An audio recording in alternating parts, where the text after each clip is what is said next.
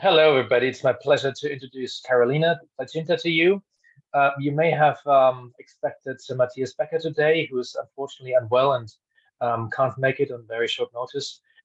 So Karolina is talking about the same topic. She's from the same project and is very much aware of the research going on at Berlin. Karolina works at the Center for Antisemitism. And she has a background in applied pragmatics, social linguistics, and critical discourse analysis. You have studied in the UK at Bath and in Manchester in applied linguistics and as well in political science. So it's great that you can make it today and that you could take the place on such a short notice, and we're very much looking forward to the presentation. Thank you. Thank you very much for having me. Thank you for the introduction, and of course to everyone for joining.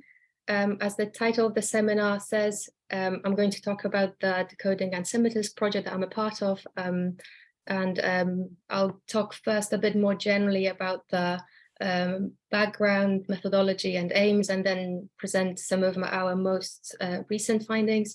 And then of course I'm looking forward to questions. I'm also going to leave my email address if anybody doesn't have time to ask a question but wants to send it later, that will be great too. So a little bit about the project. The full name is Decoding Antisemitism, an AI-driven study on hate speech and imagery online. We are based at the, as Johann has already said, the Center for Research on Antisemitism in Berlin. We are funded by Landecker Foundation. I also collaborate with a few, well, 3 other organizations. We are in the pilot stage of the study, which started about 2.5 years ago. And for the core research team that I'm a part of, our sort of day-to-day tasks are monitoring mainstream media, identifying anti-Semitic discourse triggers, analyzing discourse samples. What that means is that we look at the news, we look at the major news outlets and their online and their social media platforms. So things like BBC News Facebook page, for example. And whenever we see that media reports of certain stories, there could be political events, there could be cultural events and so on. When we see that they start triggering debates in online comment sections, and that those debates are turning more anti-Semitic than usual, that there's a rise of anti-Semitic comments in online comment sections, we collect those comment threads, we build a corpus based on that, and we analyze that corpus. I'll talk about how we do it in more detail in a moment. We look at the discourses, the mainstream discourses of 3 countries, the UK, France, and Germany. I'm part of the UK team. And that means that we have on the team specialists for those 3 language communities. And also, I should say that my background, as Johann has already said, is in discourse analysis, political sciences, but some of my colleagues specialize, for example, in history of antisemitism or multimodality or media studies. So it is very much an interdisciplinary endeavor, and we sort of benefit from the hive mind when we analyze comments. We look at them as fully, as comprehensively as possible. So the project is a combination of various disciplines from the field of humanities, social sciences, but also data science, which I'll talk more about in a moment as well. So it's worth starting with sort of the internet as a source of our data, as a research object in anti-Semitism studies. As I'm sure I don't have to tell you, as researchers, as users, you know, it's increasingly the most important venue for obtaining information, for exchanging opinions, for spread of ideas and concepts, and that involves hate speech, including anti-Semitic hate speech. And also communication on the interactive web in the past almost 20 years now has evolved into new communication dynamics. So just to name a couple of characteristics, the fact that we are anonymous, or at least more anonymous online than offline, plays a role. The fact that a web user with perhaps more extreme views or minority views can go online and find an online community of like-minded people that give an impression that this view is in fact the norm, that it's a majority view, reinforces those extreme views very often through bubbles, through echo chambers, which means that the boundaries of what is acceptable, what seems acceptable, permissible to say in public, boundaries of that are shifting. And in other words, it promotes the spread of hate speech, again, including anti-Semitic hate speech that we look at. So we can approach the study of anti-Semitism online in various ways. We can look at it quantitatively, we can look at it qualitatively. If we analyze it quantitatively, it is, of course, very important, very useful, but it has its limitation. We will not have the same understanding of language within context. To give you an example, here's a screenshot from a study done by the Anti-Defamation League. They looked at a specific platform in a specific period of time and at the percentage of racial slurs in daily posts. And there is a very interesting set of trends there that we can trace. But it doesn't give us a full picture for a couple of reasons. First of all, we don't see those words in context, so we only see kind of, as we said before, limited snapshot of this kind of language. And also in our case, so because we look at mainstream content that has already been moderated on those mainstream news outlets, we don't necessarily have a big percentage of language that is typically associated with hate speech. So when we think about hate speech, we think racial slurs, we think violent language, death threats, and so on. But actually in our content, we don't see a lot of that. We see a lot of implicit anti-Semitic hate speech and a lot of linguistic strategies, linguistic devices to obscure it. So for this, we use qualitative analysis, which is more in depth. It takes into account the context, takes into account those various communication patterns, but of course it's limited in scope because, well, it's less time efficient. It just takes more time, because it takes a lot of consideration. And to give you examples of the kind of hidden anti-Semitic meaning that we see, I'll just give you some examples. All of them come from our corpora. The first category is puns that we see a lot, and I'm sure you can quite easily decipher what the word play is. So for example, some like Schindler's List references both Schindler's List and the verb to swindle, to cheat. There's a few other that on the list. They can be targeting the state of Israel. They can be targeting specific people who are Israeli or perceived as Jewish. So we've got, and each of them contains an allusion to an anti-Semitic concept. So just to give you a couple of examples, something like Is Israel is a play on the name Israel and on the idea, which some people have, that the refusal to accept Israel as a legitimate state, which is one of the anti-Semitic concepts that it is there. It has been sort of there for a while. Netanyahu, so we've got Satan, Netanyahu could be just an isolated insult towards that person, but it also has links to the age-old anti-Semitic trope of evil nature of Jews, which is now sort of being expanded to Israeli or Israel.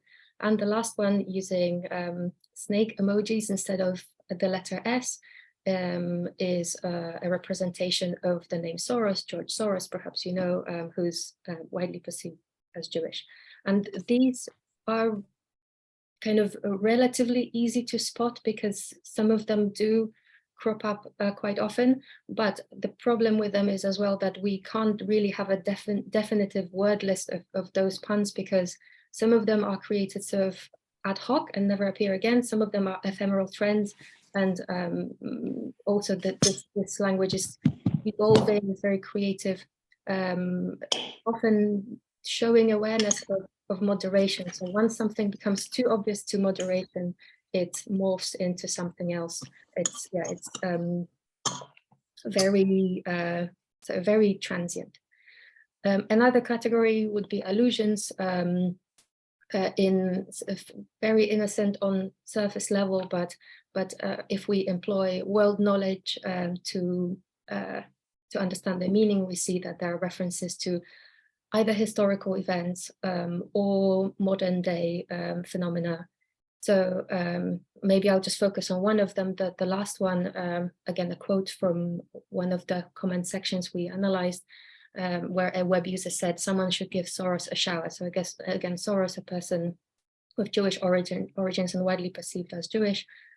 Shower is in inverted commas so the web user made sure that we know that it's not a literal shower that they mean, but they mean it as an allusion to gas chambers in extermination concentration camps. So basically what the comment is saying, someone should kill this Jewish person just like Jewish people were killed in camps. So yeah, so we see things like this as well. But again, there's no identifiable word that would on its own be caught by moderation. There are quite a lot of sort of themes other than the previous reference to Nazi camps. So sometimes the Nazi comparisons are made with modern day Israel, just like in the example, final solution of the Palestinian question. So again, it would require world knowledge. In another case, we've got indirect speech acts. One of the most common linguistic phenomena we see is rhetorical questions and also irony. So phrases which could, of course, this for example, could be a genuine question. This could be just someone genuinely wanting to know who are the owners of British media, but in a specific context, this will take on the character of a rhetorical question and an expression of an opinion that it's Jews who control the media and control the agenda. This it's taken out of the context, of course, but that's where we saw it in our analysis. And another example, by no means last, but just to kind of wrap it up somewhere, is semiotic markers. So things like punctuation, the triple brackets. Perhaps some of you already have seen this. They in triple brackets means Jews. Any pronoun or name in triple brackets means that person or people are of Jewish identity. And it's a way, again, to sort of smuggle the anti-Semitic meaning. We see a lot of icons and emojis being used, just like in the pun in the first line with Soros. Also GIFs and memes. And to give you just one example of memes, again, you might be familiar with, this is the so-called happy merchant meme. Here representing, so it's got the very kind of characteristic visual features. It's always the same sort of profile, three-quarter profile with exaggerated facial features, posture and hand gesture. Here it's sort of alluding to the stereotype of control over a variety of industries, but we also saw it during the COVID pandemic, and more recently as an allusion to the Ukrainian president's Jewish roots. And we see from the patch on the arm, there's an allegation of his loyalty to Israel, which is another anti-Semitic stereotype. So because we've got these different approaches that are complementary, in our methodology, we look at qualitative content. We use qualitative content analysis, and that's something we have been doing for about 2.5 years, so since the start of the project. In the second step, which has just started, we are also using supervised machine learning approaches. That's where the data science comes in. And in the third step, which will start later this year, we're going to also carry out quantitative analysis. So I'll talk about each of them very briefly now.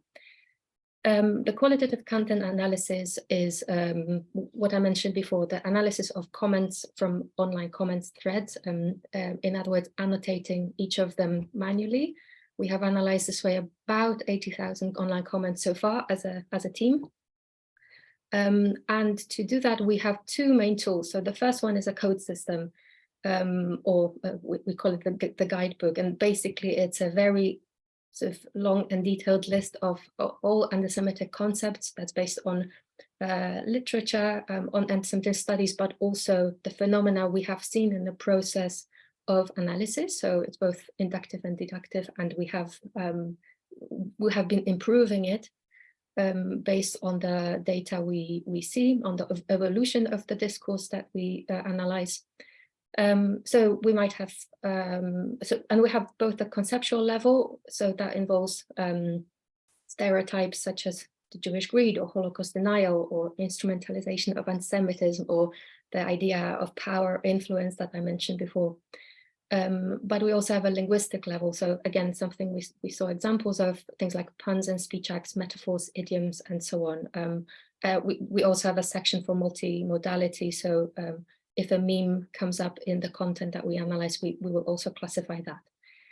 And the process of classification is where we use content analysis software, again, probably familiar to you as well. We use MaxQDA, and here's a screenshot from work in progress in MaxQDA. So on the left, we see the categories we use for annotation. Well, a fraction of those categories. I think we are nearing 200 categories now, and categories and subcategories. And on the right is the text. Each of the comments is annotated, so that's the colorful brackets. For each of the comments, we have to decide, is it anti-Semitic or not? If it's anti-Semitic, we also have to match it with at least one of the concepts. Often it's more than one, and sometimes also a linguistic category as well.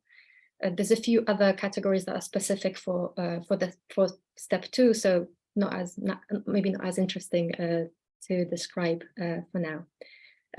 But talking about step 2, that's the supervised machine learning approaches. So that's where we use the help of our collaborators at the University of Applied Sciences in Berlin. What they do is they take our data, both the data we have annotated, that in a way that I showed a moment ago, and the raw data, and they use that to train algorithms to mimic our decisions. Now, of course, algorithms are already used online to moderate online content. If we use Facebook or Twitter, and if a comment we leave there contains, for example, an extreme language, it's very likely that that moderation will remove that. However, moderation struggles with detecting this implicit, nuanced hate speech. So the idea is that algorithms could perhaps improve the automated detection of hate speech. We don't know if it will ever be completely possible to remove it. It's also another question if we should completely remove it, but perhaps for now just to improve the detection. And that means learning how to apply contextual knowledge from the thread, from the context and cotext, apply world knowledge that I mentioned before, so knowledge of historical events or political scenarios and so on. And also to distinguish a neutral comment or counter-speech comment that contains a keyword from an anti-Semitic statement that contains the same keyword, which is something that a human researcher or moderator would be able to do, but is harder for the algorithm. So what happens is algorithms first learn from the accumulated annotated data, what is anti-Semitic, what isn't, and then using the raw data, the annotated data, they train through multiple feedback loops. That's as far as I understand it anyway. And finally, we will have also the quantitative analyses I mentioned earlier. So we will look at things such as frequency of words, like as we saw before, word combinations and more, and the idea is to have more, it's a much more accurate picture of levels and trends for those 3 language communities and for mainstream content. And this graph brings us all together. You can see kind of how the 3 steps interact, but maybe we'll just focus on the circles, which are the aims for each of the steps. So starting from the last one, the aim of the quantitative analysis is, yes, to have the statistical models accurate and detailed. The main aim of the second step, supervised machine learning, is improved automated classification of anti-Semitic hate speech online. And for the step one, well, one aim is to feed information to the other two steps, but also, of course, one of our aims is to share the findings with the research community through, for example, the guidebook, which we use at the moment, and hopefully will keep improving until we can share it with other researchers as an open source tool. And we're also preparing other resources and disseminating information in general. And the dissemination of information is something we do through our discourse reports as well. We publish them every 6 months. So we are now on the 4th. We've published the 4th, we are preparing the 5th.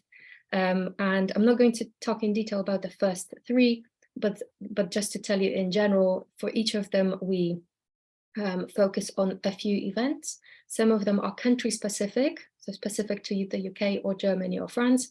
Some of them are international, and then we have a chance to compare the 3 language communities and how they have reacted to an event. And also for each of them, we analyze a few thousand comments. I don't think I've mentioned that before. In the most recent discourse report published last October, we looked at 2 international events and 4 country-specific events. So all of the reports are on our website, and I'll leave the link later. So because we have limited time, I'm not going to talk about all the details, but I'm going to try and highlight a few ways that discourse differs, both depending on the country, the language community, depending on the discourse trigger, so the event that has caused the debates in online comments, and also the fact that these levels might also differ from outlet to outlet. For this report, we analyzed over 29,000 online comments. On average, the level of anti-Semitic comments in that in the 29,000 was 10%, but we can see that it varied depending on the event and country quite a lot, and that's quite typical. So when the Russian invasion of Ukraine started, well, exactly a year ago, we of course knew straight away this would be one of the biggest media stories of the year, and very quickly we also saw quite a lot of quite big spikes in anti-Semitic comments in online comment sections in mainstream news outlets. And because there was quite a lot of data, we divided it into sort of 4 clusters, 4 sort of sub-events of the event. And depending on the focus, the anti-Semitic concepts, the key anti-Semitic concepts, the most prominent ones for each of them were different. And that's something that happens quite a lot. The anti-Semitic discourse is so complex that it will adapt itself depending on the topic, and it will sort of shift focus from one stereotype to another. So it's and it's very clear to see with this event. So depending on the event, we had a different set of those concepts. We also had different levels of anti-Semitism in each country. That's something that happens in this case very little in Germany. We have some ideas about why it might happen, and I'll try to talk about this a bit later. So again, not to bore you with all the details, but perhaps we can just look at one of them for the last one. At the beginning of May, Sergei Lavrov, so the Russian foreign minister, made a statement about Hitler and Hitler's alleged Jewish roots. That's a long-standing anti-Semitic conspiracy that has been debunked, but it's sort of alive and well. And of course, the internet was immediately sort of discussing that in detail. And a lot of comments were agreeing with it, affirming the anti-Semitism. A lot of comments were talking about other anti-Semitic conspiracies prompted by this one.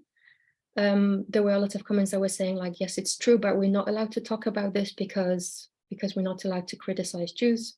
So they were rehashing this anti-Semitic stereotype of the taboo of criticism that again has a long history. And some of them were blaming Jews for anti-Semitism. And to show you a couple of examples, of course, there are more in the report if you're interested. But yes, there were a lot of comments that were he's just telling the truth. It's the truth. What can you do?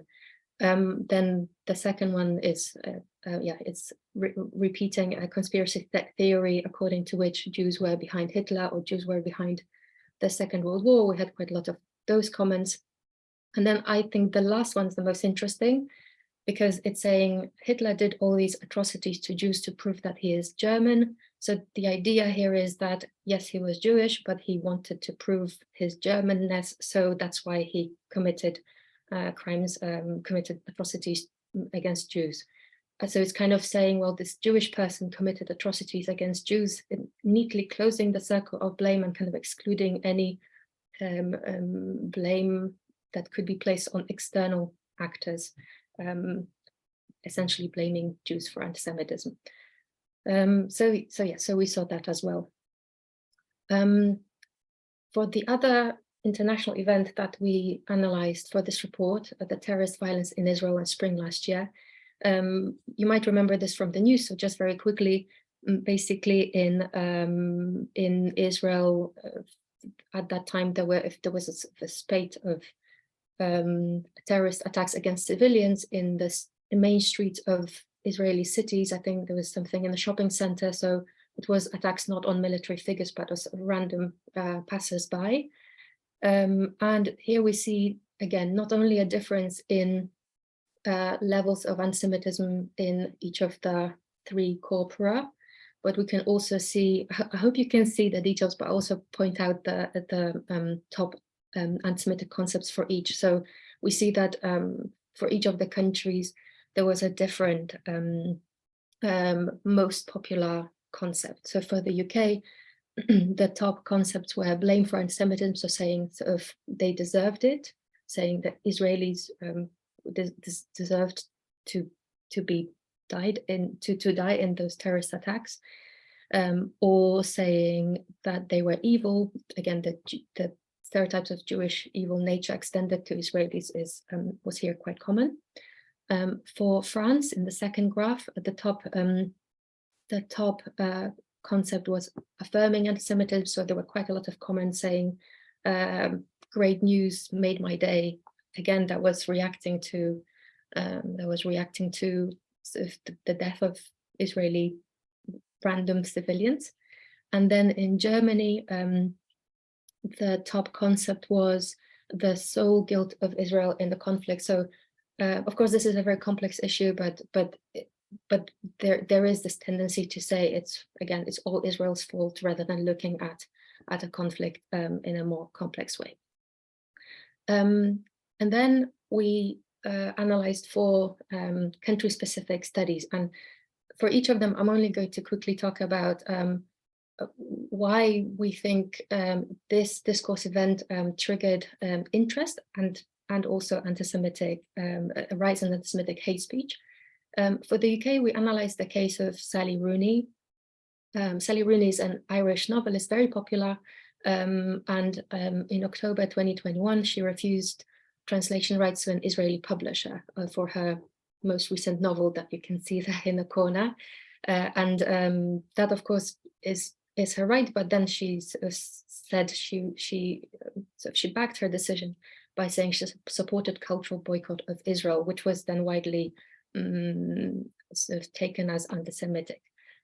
And Israel-related events seem to trigger a lot of interest in the UK in those online debates, and it seems to be a bit more it seems to happen a bit more than in France and Germany. And very often the narration in those debates in UK online comment section seems to be that it's the sort of right moral thing to do, not just to support Palestine, which again, absolutely fine, but that it's the ethical thing to do to hate Israel and Israelis and Jews. And we see things like this here, saying Sally Rooney is an awesome human with a conscience, kind of in the context again of boycotting the whole nation, and more extremely saying there's no way a rational or ethical human being would take that side, meaning the side of Israel. So and there were quite a lot of this, again, not the most extreme examples, but there were quite a lot of comments of saying the only sort of this is the obvious human choice, and the other side is subhuman or inhuman.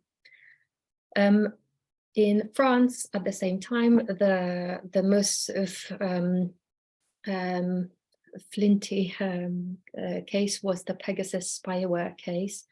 The Pegasus spyware is Israeli cyber arms company NSO Group's product, and this case triggered quite a lot of talk of again this mysterious power that Jews and by extension Israel have over the world and politics of other countries.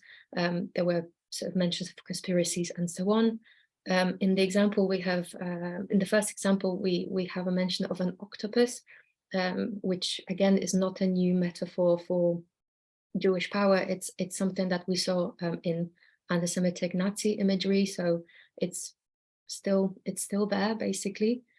And the second comment, interestingly, is almost expressing admiration, saying they are capable of kidnapping the devil in hell. So it's almost praise, but also sort of saying that this is seemingly all-powerful group of people who can do anything. And this, again, in French context, this idea that Jews are this all-powerful elite seems to be seems to be more common than perhaps in the UK or Germany. And then for Germany, we analyzed two events, the Gil of Arim case and the Documenta 15 case, both of them related to culture. Gil of Arim is a singer, a German singer, and he published a video on social media saying that he was turned away from a hotel because of his Jewish identity. And most of the the most common narrative in anti-Semitic comments reacting to this were, well, he's just using his using anti-Semitism to make himself famous because he wasn't famous for his music. So there's this idea that a Jewish person would use anti-Semitism for their own gain. And in the Documenta 15 case, Documenta 15 was the 15th edition of an art exhibition, and there was some artwork exhibited there that had anti-Semitic symbols and Nazi imagery. You can see the image there, but I recommend Googling it later on if you're interested and looking at it in detail, because it is very detailed. And in a few places we see kind of references to visual references to anti-Semitism. And here, something that again, we see being quite characteristic of anti-Semitic discourse in Germany, there were quite a lot of mentions of how other countries in the world are allowed to have satire, including Jews, to have art that criticizes Jews, but Germany is not. So there's this, the first comment saying, worldwide they call such things satire, except here in Germany. And basically there seems to be this idea in current German discourse online, in anti-Semitic discourse online, of course, that there's this tiredness, fatigue of carrying guilt for anti-Semitism, that it's time to break with it. And it's something that we don't see in the UK and France, and of course that's sort of understandable in the context of history of differences in the history of those three countries. So that's the lowdown on the fourth discourse report. As I mentioned, we are now working on the fifth discourse report, coming at the beginning of April, in the first week of April. So I'm of course recommend looking at our website then and finding out more, especially if you're interested in our analysis of Kanye West's anti-Semitic statements, and also to other events, anti-Semitic incidents at the World Cup and Israeli elections in November. We're also working on a lexicon that would be a guide to identifying antisemitism online based on our analysis using authentic examples and trying to share this with interested parties. We're also planning a series of online workshops. So all this news and and any other publications we may have, you can find on our website. And as I said, please contact me if you have any other questions. That's all from me. If anybody has any questions about this or other things related to the project, I'm looking forward to them. Thank you.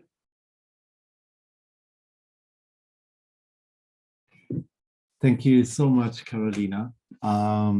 There's a lot of food for thought. Yeah, does anyone want to kick off our discussion? We have around 15-20 minutes, so plenty of time. So feel free to raise your hand or type something into the chat. Yeah, Johannes, please. Hello, thanks for this insightful talk and the presentation of what you do in the project. I have one or two questions, comments, if you don't mind. The first one is that I think there's a problem with the term anti-Semitism because it evokes a rather organic or kind of integrated movement. Whereas I guess it's very important to see the very different backgrounds and the very different motivations or histories that motivate certain people to engage in discourse which might be seen as directed against Jews. Some of the examples that you cite, for example, the kind of very obscene imagery, right, about the octopus and these images of the stereotype Jew. This is probably something which would characterize a certain group, probably a very small group, whereas other groups might have very different repertoires and ways of expressing criticism of Jews and of Israel. And so I guess the problem is that these people, they don't necessarily meet within one common identity. They certainly don't meet as anti-Semites. And we probably can't even find any other label to bring them together other than the idea that they're critical of Jews, of Israel, that they perhaps even don't like them. That they stereotype Jews and all that. And so I wonder how you account for this diversity of different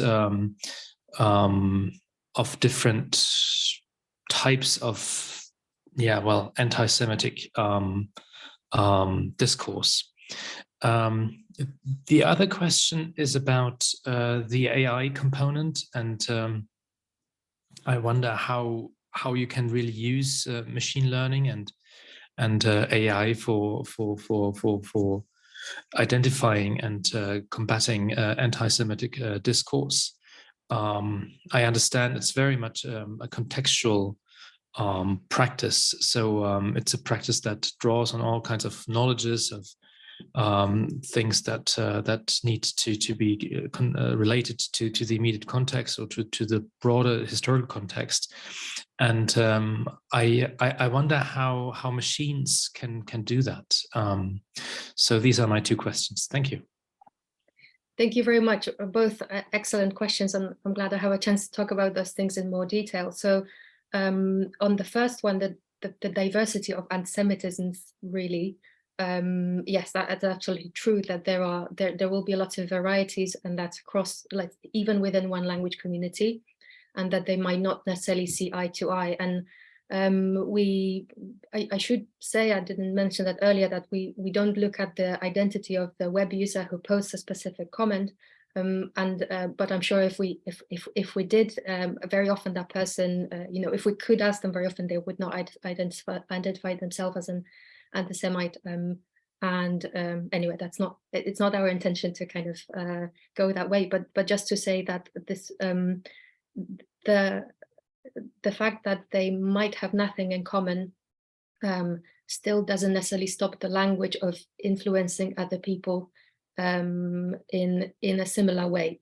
So whatever someone is writing, whether it's the octopus metaphor, sort of, rehashing Nazi imagery, and whether it's a more sort of for example, intellectual discourse around a specific political event, both of them, what they have in common is that they have the potential to radicalize people and to shift those boundaries I mentioned before. So what we often see is that the more extreme things sort of make other users put their guard up and to think like, oh, I don't want to go that way. But the more implicit stuff and the more kind of intellectualized, for example, we see that a lot in debates around Israel. So there is the absolutely necessary critique of a country, and there's the critique that crosses the line and becomes anti-Semitism, and that's where we see a lot more palatability. So for comments that become that sort of cross that line, we see a lot of enabling of further discourse. So if that happens enough, then we will get to that extreme language that originally pushed people kind of away from it, if that makes sense. So basically both of them have potential for shifting a boundary, and the implicit language even more. That's where they meet. I hope that makes sense in sort of roundabout way. And for the AI point, yeah, so can I just chip in here, perhaps? Of course. Because I think, well, there's a real difficulty for many people who are not really specialists of discourse or of anti-Semitism to understand anti-Semitism. And I think that difficulty comes from that diversity of different people and their kind of cultural types that they represent, and the groups that they come from, and so I think most people have a very reduced understanding of anti-Semitism in the term of Nazism, for example, and that's of course minoritarian today. And I guess for these people to understand the prevalence and the problem of anti-Semitism in discourse today, it would be helpful to give them a few ideas of those most typical groups and their speakers, and to distinguish between the speakers in terms of their ideological agendas, their cultural backgrounds, and I guess most people will see anti-Semitism in terms of on the same par as racism in a way, and I guess that's why many people from the left, they don't understand why there could be anti-Semitism on the left, because by definition everybody on the left is anti-racist. I mean, that's the a very shared idea, perhaps, and then they would be totally taken aback if they're put together with extreme right-wing people, which is absolutely not the same group, and so I guess there's a limit to just focusing on certain linguistic devices that circulate and stereotypes.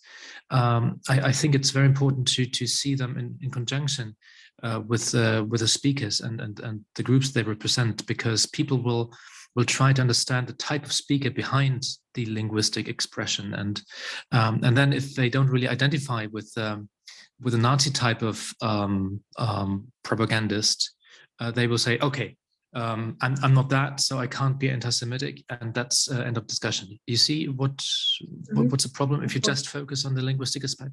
Of course. Well, for this reason, we focus on linguistic and conceptual level. But I see your point about not knowing the identity of the speakers or groups behind something.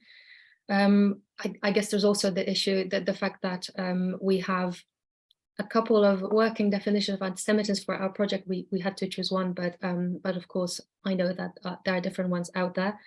And I don't know, yeah, and I understand that people will for these reasons, for example, see anti-Semitism as sort of a different beast. But I think there's also, it's also worth saying that I personally don't think, you know, it's about criticizing people and telling them to stop saying things, but also building awareness. So for example, someone who's saying certain things, they might, I think that's true about all types of hate speech. They might just not have awareness, as you say, of that implicit anti-Semitism is still anti-Semitism. I've had those conversations personally with people since I've started working on this project. I've had casual conversations about this where they realize they're repeating tropes without knowing them because they're not sort of at the center of what we think about when we say anti-Semitism. And that's one of the aims of the project as well, to raise that awareness that anti-Semitism is complex, is broad, and a lot of it is very normalized, and that's through online conversations, but also things like humor, culture, lots of other phenomena. But you're absolutely right. Karolina, can I just ask you to maybe respond to the AI question in a moment, because we have a sort of a question that sort of fits perhaps with the line of discussion right now by Rowan. Rowan, would you like to open your mic and ask the question yourself, or do you want me to read it out?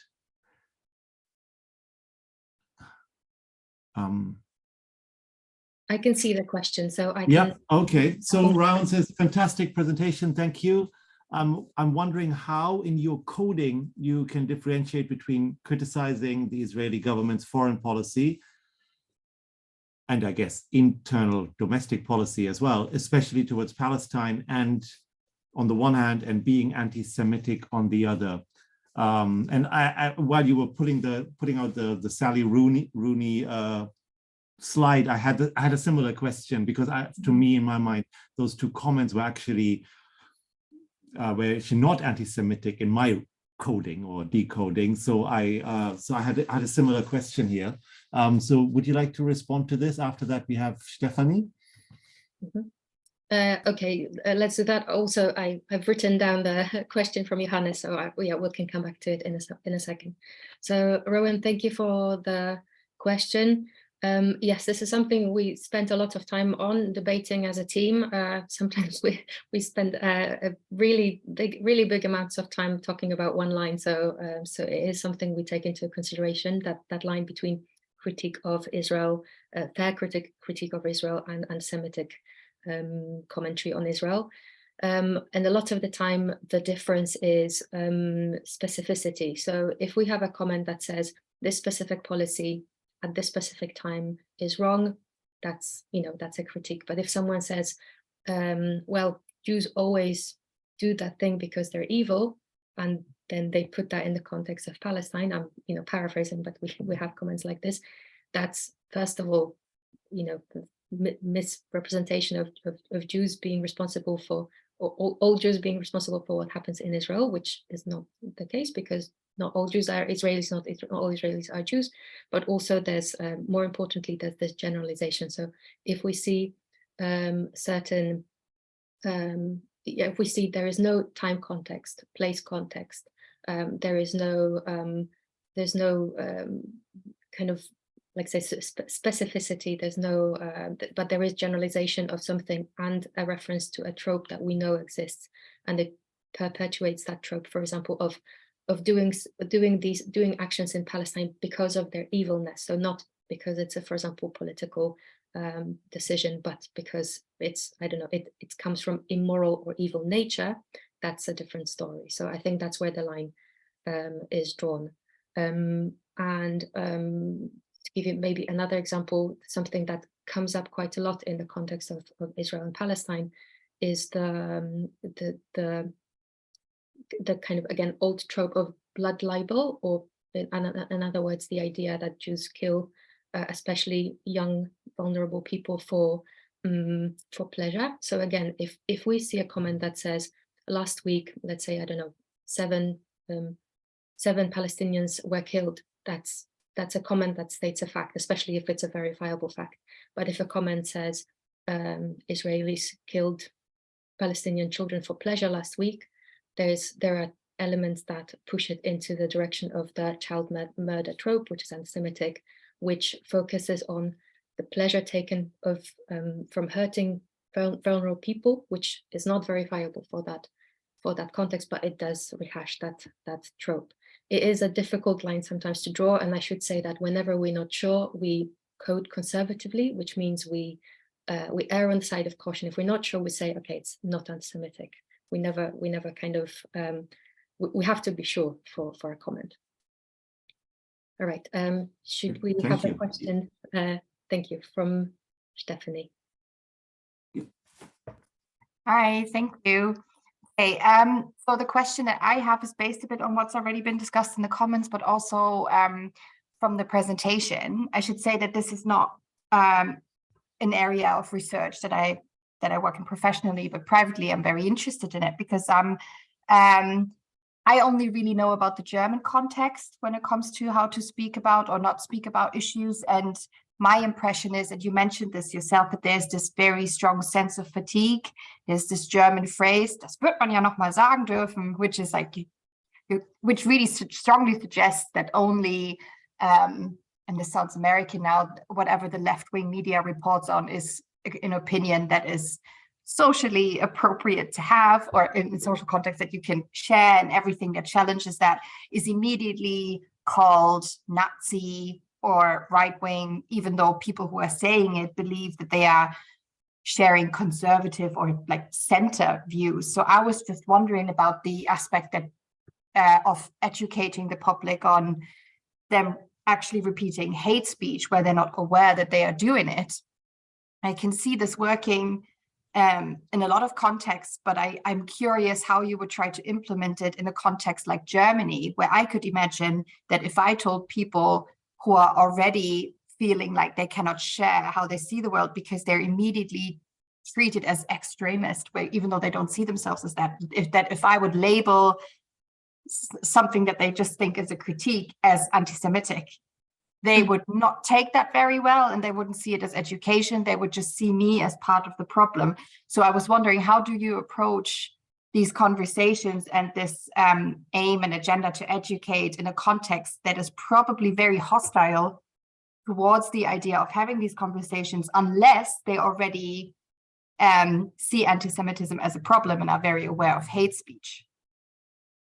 It's an excellent question. I don't know if I have a sort of a kind of a perfect answer for it, but yeah, first of all, I absolutely know what you mean, and I think you have to sort of, if it's in a personal, casual context, you definitely have to pick your battles, because sometimes the conversation will not lead to an educational aim. But more broadly, this is something we thought about in the project. Can we, create educational resources? But the truth is, probably people who are already interested in, fighting anti-Semitism will use them, not necessarily people who are perpetuating stereotypes and thinking they don't have a problem. I think it's probably to do with, I think it probably has to be adapted. So I didn't mention this earlier, but I do have background in education. So based on that, I definitely see that with any content, including this, I think it definitely matters who is the educator. So someone who, if we have, let's say, a group of people and we want to, I don't know, reform them, let's say, or see them, make them kind of see, look at something a bit more broadly, it helps that the person who is speaking to them is already someone they can identify with. For example, it does have to be adapted to the cultural context and to the historical context of that country, something we've been talking about. So if I, who doesn't know that much about living in Germany, being part of a German society, something you know more about, go and try to tell people what they should think and say, I don't think that will go down very well. I don't think I would be, I don't think I would know, I would have enough knowledge of this. So I think it has to be very flexible, very adaptable. I had the conversation recently with someone involved in sort of education in Germany, and they said also that if we talk about education in schools, there is a gap between teachers and students, and it's not necessarily gap just in, I don't know, opinions, but it's in their experiences online. So the way young people sort of use the internet and function online is very different to people who, for example, did not grow up with it, like me. So it's probably something that that we would have to sort of address as well. So I know this is not the perfect answer, but probably it's a complex process, and also I should say I don't think I have an idea that we can completely get rid of it. I think it would be good to sort of develop awareness of the fact antisemitism is still there. Maybe focus on new types of antisemitism and not on the things that people are tired of hearing, as we said before. Also avoiding this kind of siege mentality of people thinking that they're being attacked. I think this is this is another discussion, and if I have some ideas, I'll contact you. This is something we have been trying to think about in the project. Thank you very much. Thank you. Okay, Michael, please. Yeah, that links directly to this, because I was wondering in how far you look at the meta discourses about anti-Semitism. So the society's internal discourses about is this what you're saying they're anti-Semitic or not, and also how this is sometimes used then as a blank, also as a political stigma term, right? If you look at the UK conversation, where it's almost become there's no special case anymore. Politicians love to use this against the Labour Party, just blank out on the one hand. On the other hand, within other cultures like the German political culture, to look at this sort of borderline cases, right, where you are unsure, to look actually what's happening there, how are people perceiving this, where do they stop perceiving this as anti-Semitism, and why? And so I think is anti-Semitism itself is quite a heavily contested concept, and so yeah, I was wondering and how far you look at that. Yeah, a very good question. Well, I think it's maybe sort of adjacent to the research we do at the moment, but definitely something we think about. And yes, in the UK specifically, because what we said before, it was traditionally associated with the right, and now it's associated also with the left, but sort of neither has the majorities, which means both sides can accuse each other of anti-Semitism, but also both sides are still, are guilty of it. I'm generalizing, of course, quite a lot. I think it's something that is not necessarily addressed so the problem is not addressed, but it is used as an accusation. However, I think, again, I can speak for the UK context more than the other ones, but I don't think it's something that is treated very seriously. I think racism is much more is something that people are much more aware of and proactively try to act against it, which is great, and I'm happy to see it. But it's not happening in the same way in terms of anti-Semitism. So again, one more reason to research on it and to spread the information. But it is not something that necessarily people want to take an action against in a more organized way. Okay, we have Gustav, please. Thank you. Thank you, Karolina, for a brilliant presentation. I have a question about no visual parts of sorry, it's difficult to hear you. Okay, if I raise my voice a bit, hear me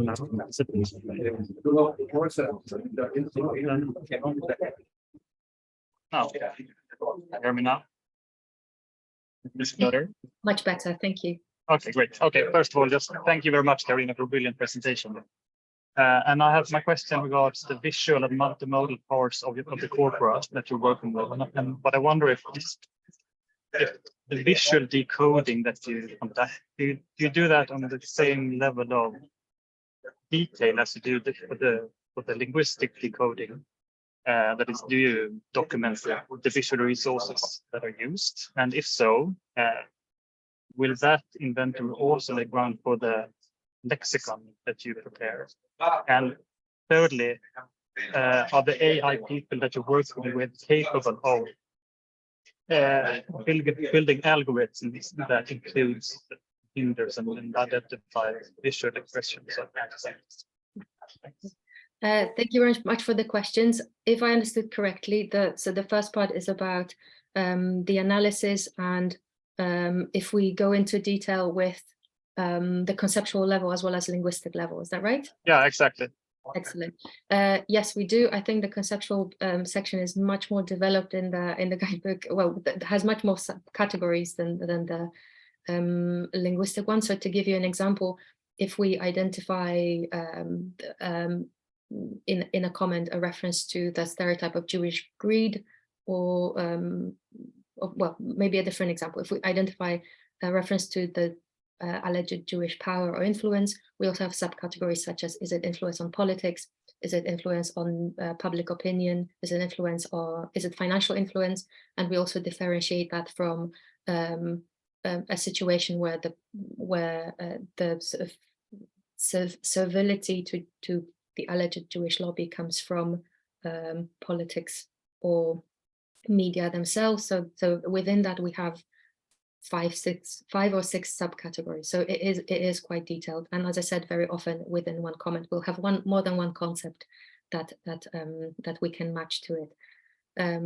So yeah, and this is something that we kind of worked on to make sure that it's quite uniform across the whole team, through sort of many stages of sort of validation and training at the beginning of the project. So yeah, so this is something we pay attention to. And yes, in the lexicon, we are going to, for each of the concepts, we are, I think in the guidebook, there will be about 40 or 50 most common concepts. For each of them, we will have a sort of historical and conceptual overview, and then examples with explanations. We'll also talk about which examples sound similar but are not anti-Semitic, so to kind of show that difference. So that's we're hoping to make it as usable, as practical as possible. And then you also asked about AI, and I know Johannes asked earlier as well, so if I can combine those two maybe here.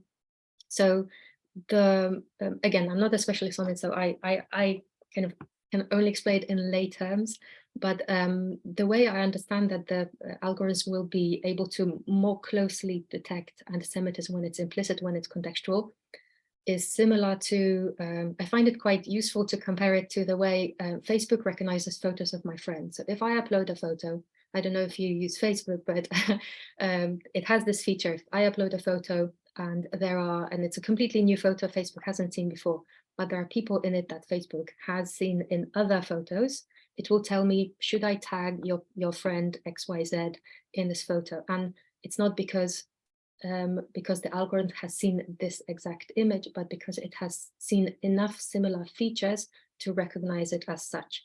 And this similar thing we are hoping can happen with algorithm. Probably it will never be 100% independent from human researchers who will kind of verify the gray areas. But we're hoping that that comment, that an algorithm will be able to look at this comment and say there are enough similar features that are, that we annotate in many layers. So enough similar linguistic and conceptual features, semiotic as well, to say this is probably anti-Semitic, and to signal this to human moderators who can then say yes or no. That's the idea. In the newest discourse report, the one coming in April, will have a more extensive chapter on what has been done so far about this, and I don't want to spoil it, but yeah, there is a little bit of information on what the results are so far. Great, thank you, Karolina and Gustav, for your questions. Would anyone else like to raise a question or make a comment?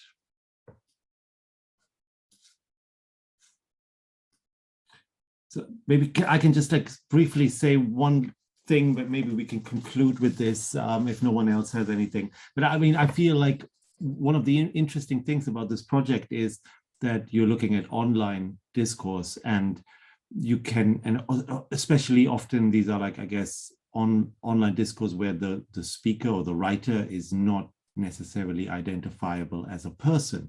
So I think there's a really important and interesting opportunity for you to actually talk about anti-Semitism, not as an evil intention of a person and therefore as an anti-Semite.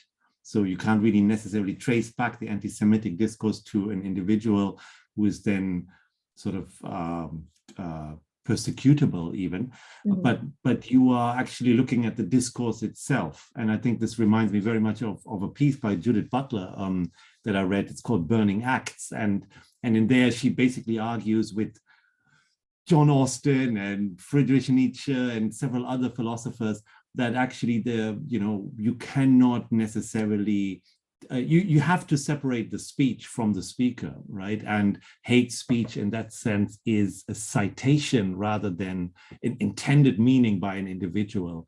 So that was just something that came to my mind in our discussions and in your presentations.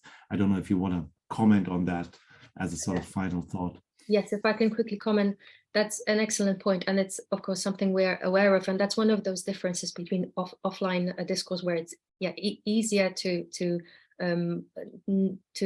have information about the speaker. Online is just not possible, and for this reason we're not focusing on the intention. We could, of course, I know, do a little digging into who the user is, but first of all, would take a lot of time, and also we intentionally not focus on the we focus on the discourse, as you said, and that's a consequence of how communication on the internet is, and we focus on its impact on the readers, the potential impact, as we said before, that certain things can get normalized, and some things can get normalized. Usually things get normalized not with one comment, but with an accumulation of those comments. And I think, because you pointed out, Sally Rooney, that those comments didn't seem that obvious, and I totally see your point. I think, first of all, I know them in the context, and I showed them here without it, which is my fault. But also something that is worth pointing out, that it's not about the fact that there were one or two comments that were talking about Israelis or supporters of Israelis as inhuman or subhuman, but that there's a massive accumulation of such comments. So if that becomes normalized, if that becomes the way we talk about a specific group of people, it again, it has that potential to impact people and to shift the discourse towards more unequal discourse. So I guess this is something we see a lot with internet discourse as well, and it's not something that was that easily that didn't happen that easily before the arrival of the internet. There are, of course, projects that go deeper and look at identity of people, as you say, with the aim of identifying them and perhaps providing data to prosecutors, to the police. For example, in London, there's Hope Not Hate. They do a great job, but they go, they infiltrate communities in order to identify those individuals that are dangerous. We do work on something that all of us can come across on a Twitter page of The Guardian, for example. So it's something that has already penetrated the mainstream.